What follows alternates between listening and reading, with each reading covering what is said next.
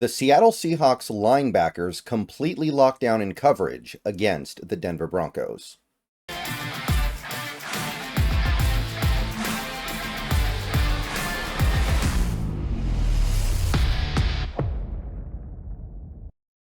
What is going on, everybody? Good morning. We have made it to Thursday, so we're going to have our first taste of football later tonight. Also later tonight will be the Hawks Nest show. Me and Brandon of the Hawks Nest will talk about this Broncos game, and we're also going to look forward to the New England game this upcoming weekend. His channel, my channel, both channels will have the stream. Tune in however you like and listen to us talk about these Seahawks as they try to get the season off to a really good start by going 2-0. Okay, so pass coverage Thursday. I like pass coverage numbers. I like looking at this data. I like studying this data, trying to understand what they mean, trying to understand what it represents in terms of the contributions and meaningful impact that the players are having. And I like to try to isolate where the problem areas are, if there are any. So, if you've been on this channel long enough, you know how this works. You know what it's about. So, we're just going to go down the list here. I'm going to go over the numbers. Since there's only been one game, the game totals are the same as the season totals, so there's nothing to really discuss there. So let's go ahead and take a look, starting with the linebackers. And this is really the most impressive thing of the week. And that's saying something because our cornerbacks played really well as well. But when you have Jerome Baker getting targeted 3 times, allowing 6 yards, and you have Tyrell Dodson getting targeted 8 times and allowing 5 yards, you have done something remarkable. And this is especially notable because the linebacker position has been the position that has gotten lit up in Seattle in coverage in recent years. So when you're talking about 11 total targets, 4 completions for 11 yards, 1 yard per target, not per completion, per target, that is really incredible.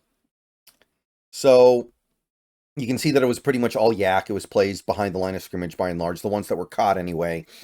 The couple of times that Bo Nix tried to push the ball down the field a little bit against a linebacker, it didn't work out. Dodson should have had an interception, by the way, but for Dodson to hold up to this degree, 1 for 8 when targeting Dodson, that's very special. And I know that this won't be replicated in future games. I know that there are going to be games where the linebackers give up a little bit more than this. But we've seen the linebackers get beat up in coverage before. It did not happen this week. So we're starting off on a really good note here. Baker allowed a QB rating of under 80, but Dodson under 40, which is kind of crazy given the fact that he got targeted 8 times. Nothing for Knight or Thomas, so we're going to move past there. There were a couple targets against edge rushers. The only one that got completed was against Mafe. He allowed 1 completion for 4 yards. 2 air yards, 2 after the catch. Excuse me. And 43.7 rating. Draymond Jones got targeted once. Did not allow the completion, so nothing really to report there. So now we get to the cornerbacks. And I said earlier, I kind of intimated this. The data here is very, very good. Witherspoon, he got targeted quite a bit in this game. They went at him 8 times. Kind of interesting, by the way, to look at who is getting targeted. Witherspoon is the guy they tried to go after along with Dodson. Everybody else got kind of avoided. And given the fact that he threw a couple of interceptions in this game, you can kind of see why he might have been trying to avoid certain players. But Witherspoon gets targeted 8 times, but they don't get nothing done. Now, I know there were drops, and I know Denver's receivers are bad, but 3 catches for 17 yards. So Devin Witherspoon, who is an outside corner, is giving up just over 2 yards a target. Remarkable. Really special. 6 air yards, 11 yards after the catch. So even the completions that he had were just a little bit down the field. So he wasn't allowing anything down the field at all. And some of that is on Bo Nix not being accurate down the field, but this is still a really good result. 45.8 QB rating against. Again, that is special when you get targeted 8 times in a game. If he'd been targeted 1 time in a game, then that wouldn't mean very much. But getting targeted 8 times and holding up to this degree is great, although he may have gotten outdone by Reek Woolen. They did go at him a little bit. 4 targets, 0 completions, 1 interception for a QB rating of 0. So when they went Reek Woolen's way, they regretted it every time. And again, I want to stress, we're going to play much better quarterbacks than Bo Nix later this season. We're going to be playing receiver cores much better than Denver's. But this is the NFL, and in the current NFL, it is so easy to complete passes. It is trivial to hit passes.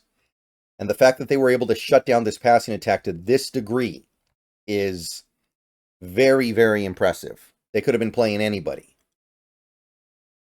The first guy that we see on this list, this coverage list, that got beat up in any sense of the word would probably be Tre Brown. 4 targets, 3 completions allowed, 35 yards. I think more than half of those yards were on that one play. So I'm not reading too much into that. Bo Nix threw the one pretty ball, not a deep ball, but a ball that he pushed down the field a little bit. His one really good pass on the day, and Tre Brown couldn't quite get to it. I don't think he played it poorly. It was just a good pass and a good catch. But Tre Brown's the one guy with not stellar numbers coming out of this game. 101 QB rating allowed, but I want to stress, somebody has to give up the yards. You're not going to go a whole game only allowing like 40 yards through the air against any kind of a real legitimate NFL offense. That's impossible. It doesn't happen anymore unless you're playing like a Tommy DeVito type of quarterback who just legitimately can't throw or the coaches don't let him throw. So Tre Brown was the guy who gave up a little bit in this game because somebody has to. Eventually he's going to complete a pass. And when he can't complete passes on the outside corners, Witherspoon and Woolen, and when the inside linebackers are doing their job so well in coverage that he can't get anything there, Tre Brown is going to be the guy who gets picked on a little bit. Still didn't allow anything terrible, just one big play. Everything else was very manageable. Nothing I'm concerned about, so even that, not so bad. Pritchett, Williams, and Burns did not play defensively, so nothing to report there. And then we get to the one other guy in this game who kind of got, I guess picked on would be the right word, although I don't know if that's the right word here, given the context. But Julian Love, at safety, kind of continued the trend from last season. He got targeted 7 times, which is a lot for a safety. And I know he plays different positions as well. I know he comes up. I know he plays some slot corner. I know he moves around some. But for whatever reason, ever since Julian Love got here, he's been targeted a lot more than he was in New York. 7 targets, 4 catches, 47 yards. So 47 yards on 7 targets, I'm not too worried about that, right? That's not terrible. I'm pretty happy with that degree of inefficiency by the offense. 23 air yards, 24 yards after the catch. But the interception just kind of puts everything into a different column, right? Because if you're getting targeted 7 times and you're giving up 47 yards, that's okay. But when one of those throws results in the interception, it kind of re-skews everything in the positive. 38.1 QB rating when thrown to. So even that game, I mean, I can't really be critical of that either. Rayshawn Jenkins, 4 catches on 4 targets, but only 18 yards. So we're talking not even 5 yards a catch, 4.5 yards a catch. All through the air, by the way. No yak, really. There was like a half a yard of yak per catch allowed. So he wrapped up and tackled after the catches. 85.4 QB rating. Pretty clean. Kevon Wallace was the only other guy to get targeted at all. 1 target, 1 completion, 1 yard. And I think that was the play where he forced the fumble. So I think we're cool with that. I think we're cool with him giving up 1 catch for 1 yard if he's going to force a fumble at the end of the play. -1 air yards, 2 yards after the catch. 79.2 QB rating. Obviously, that doesn't account for the fact that he forced a fumble right after the catch. Regardless, impressive. And Kobe Bryant played 1 snap in this game, did not get targeted, so there's nothing to report there. So that is an incredible day at the office for the pass coverage unit. Nobody really had a bad day. The closest thing you have to a bad day is Tre Brown. And I'm going to say it again. Somebody is going to give up something, right? Not everybody on the team is just going to be clean in coverage and have great results and great numbers.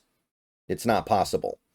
Unless you are playing a completely inept, unless you're playing like a punter at quarterback. And don't get me wrong, Bo Nix at moments during that game looked like a punter playing quarterback, but he's not so bad that you're just going to completely wipe him out for 60 full minutes. He's going to eventually do a little something, and somebody's going to give up that little something. And Trey Brown is a reasonable pick to do that because the other guys are just that good. You're going to go after him. You're not going to go after Reek Woolen because he is so dangerous to target.